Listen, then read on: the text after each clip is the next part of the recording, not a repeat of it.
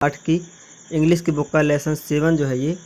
तो इस से का जो हमने चैप्टर है उसको हमने एक पिछली वीडियो में हम बता दिया है, और इसकी हम एक्सरसाइज करने वाले आज की वीडियो में। इसके प्रश्न उत्तर बताएंगे और एक्सरसाइज कंप्लीट करवाएंगे। तो यदि आपने इसका चैप्टर नहीं देखा, यानी कि इसका हिंदी अर्थ नहीं समझा, नहीं पढ़ा है, तो जा करके देख लेना और आपको हेल्प मिलेगी क्वेश्चन आंसर को सॉल्व करने में। ठीक है, चलिए हम चलते हैं नीचे और इसके जो प्रश्न उत्तर हैं या क्वेश्चन आंसर हैं, एक्सरसाइज वाला जो पोर्शन होता है, पार्ट होता है, उसको कवर करते हैं। तो ये रहा एक्सरसाइज वाला पोर्शन। ठीक है, तो यहाँ पर आपको क्या करना है तो देखते हैं। रीड एंड लर्न का जो ऑप्शन है, यहाँ पर ये जो वर्ड्स लिखे हुए हैं इनको मैं पढ़ूँगा और आप लोग बोलेंगे। ठीक है, तो मैं आराम से पढ़ता हूँ और आप लोगों को बोलना है। सबसे पहले तो यहाँ पर लिखा क्लाउड बस्ट, आप बोलेंगे क्लाउड बस्ट। तो cloudburst, drown, embankment, forbid, cope with, deforestation, epidemics, veterinary,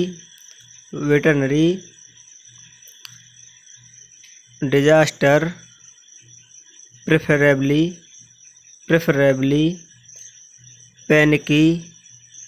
panicky, keep an eye. इस तरह से आप लोगों को भी बोलना है, वीडियो को आगे पीछे करके। तो आपसे जो इंग्लिश के वर्ड्स होते हैं उनको बोलना आएगा और आपसे इंग्लिश बनेगी इस तरह से, और इंग्लिश के वर्ड्स आपके अभ्यास में आएंगे।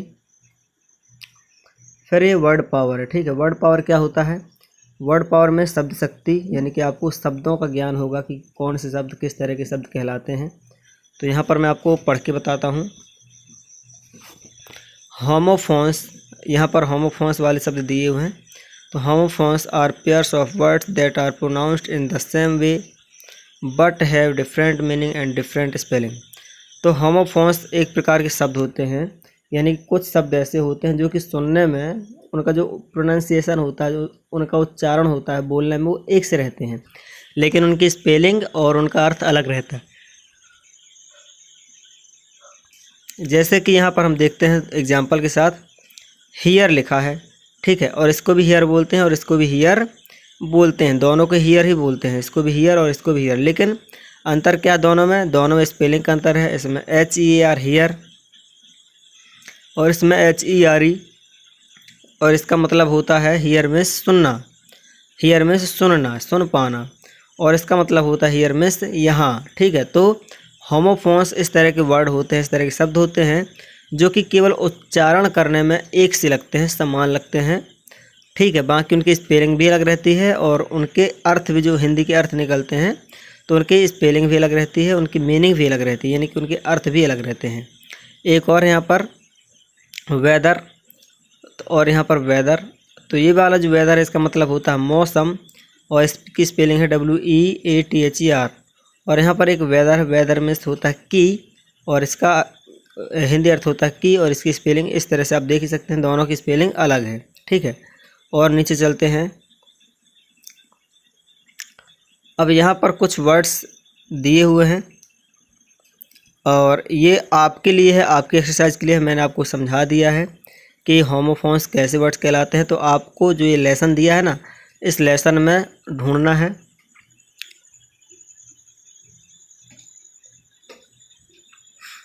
Now write the homophones for these words. इन शब्दों के लिए होमोफोन्स लिखना है, यानी कि ऐसे शब्द इनके सामने लिखना है जो कि जिनकी स्पेलिंग अलग हो। ठीक है ना, और उनका अर्थ भी अलग हो। जैसे कि यहाँ पर एक स्टील है, मैं एक आपको बताता हूँ। स्टील में होता है STEEL, स्टील। ठीक है, एक तो ये हो गया, और दूसरा स्टील होता है STEEL।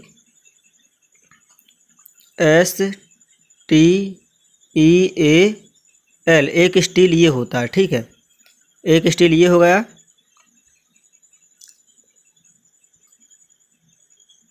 एक स्टील ये हो गया। ठीक है, इसकी स्पेलिंग क्या है? STEAL, steel. तो यहाँ पर स्टील का मतलब होता है चुराना। ठीक है, इस स्टील का मतलब होता है चोरी करना, चुराना। और जो ये स्टील हमारी लिखी है इसका मतलब होता है स्टील, मतलब स्टील के बर्तन, एक स्टील एक धातु है। ठीक है, तो यहाँ पर इसी तरह से ड्यू का भी एक वर्ड होगा, तो ड्यू को आपको ढूंढना है। जैसे ड्यू के लिए मैं लिख देता हूँ, ड्यू का होता है क्यू, QUE क्यू, ठीक है। और अभी इसका हम देखते हैं, ये होमोफोन्स हो गया किसका, ड्यू का, ठीक है। अब जैसे न्यू, एक ये न्यू हो गया और इसका एक और न्यू होता है, यहाँ पर मैं लिख देता हूँ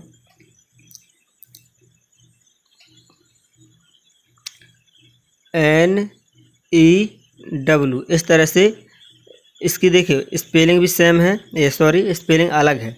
इसकी स्पेलिंग है KN, इसकी स्पेलिंग है KNEW।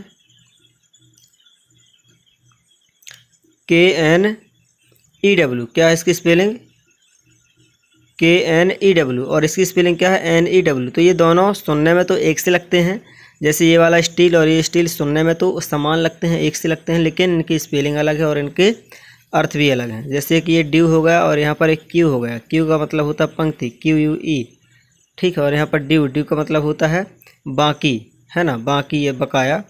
तो इस तरह से वे का आपको ढूंढना, किताब से अलाउड का भी ढूंढना है, पेन का भी ढूंढना है और आवर का भी ढूंढना है, बुक से ढूंढना है, ठीक है। 3 मैंने आपको बता दिए हैं। अब और नीचे चलते हैं, तो यहाँ पर है कंप्रीहेंशन, यानी कि प्रश्न उत्तर लिखे हुए हैं यहाँ पर, ठीक है। तो प्रश्न उत्तर है, answer the following questions, what is a disaster. तो यहाँ पर जो पहला हमारा आंसर है इसका व्हाट इज अ डिजास्टर, तो ये बुक में ही इसके आंसर दिए हुए हैं, हालांकि तो फिर भी मैंने छांट लिए हैं आप लोगों के लिए व्हाट इज अ डिजास्टर। तो चलिए मैं आपको दिखा देता हूँ। तो अभी आप देख सकते हैं इस सभी क्वेश्चन में लिखे हुए हैं, answer the following questions, what is a disaster, what are epidemics, ठीक है। ये सभी 5 क्वेश्चन मैंने लिख लिए हैं। और अब इसका करना क्या हमें, पहले का आंसर है व्हाट इज अ डिजास्टर, ठीक है, ये वाला पहला है।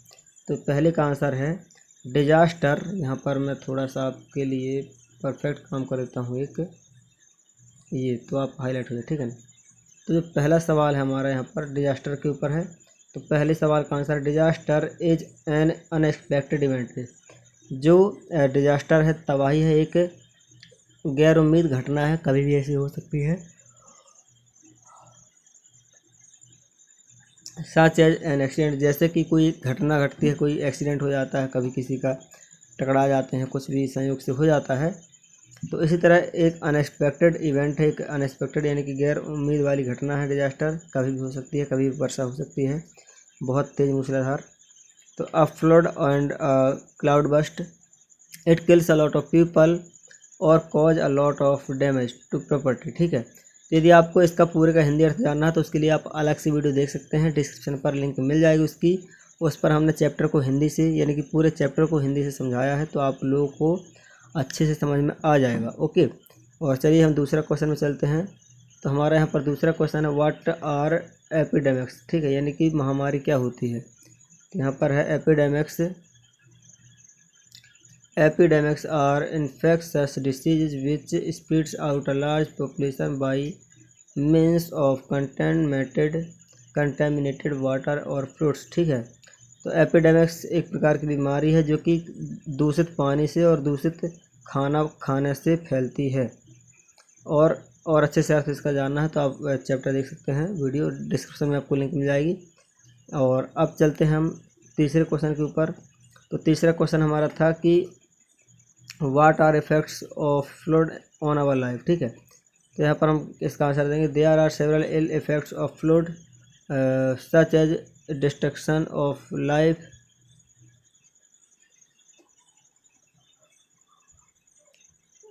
एंड प्रॉपर्टी, ठीक है। तो ये हमने इसका जो तीसरा का आंसर है ये हमने कंप्लीट कर दिया, okay. Also can occur of floods, ठीक है। फिर चौथा है we also play a role in causing floods by deforestation and faulty dam construction and breaches embankments. तो यहाँ पर कहता है यदि आपको अर्थ चाहिए तो आप उस चैप्टर में जाइए भाई, ठीक है। अब हम चलते 5वां क्वेश्चन, ये हमने चौथा क्वेश्चन तक कवर कर लिया है। 5वां क्वेश्चन हमारा, our lives are affected by floods and such we get it ill from disease such as cholera, malaria and cold it is, ठीक है।